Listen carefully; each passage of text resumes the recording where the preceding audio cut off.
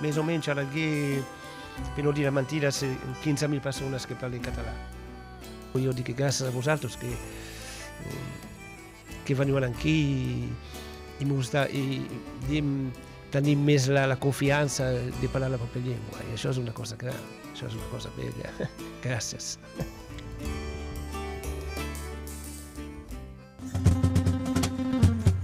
Fins de la primera vegada que he vingut a Catalunya he pogut adonar-me que hi ha un entusiasme increïble per l'Alguer, per els algaresos, per tota la cultura d'aquesta ciutat, que és considerada segurament com una germana que està a prop de la Catalunya.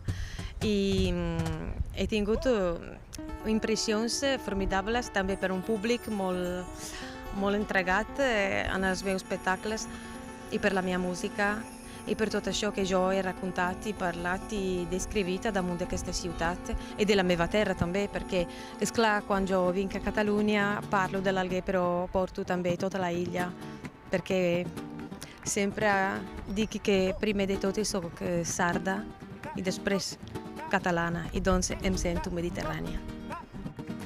Una cançó particular és Carreronet. Es pot dir que parla d'immigració i quan s'està lluny del propi país es pateix molt, moltíssim. Aquesta cançó ha esdevingut un petit flamenco alguerès. La meva minyonia, Carreronet, quanta maials t'he portat al cor, així com t'he deixat en esprovet.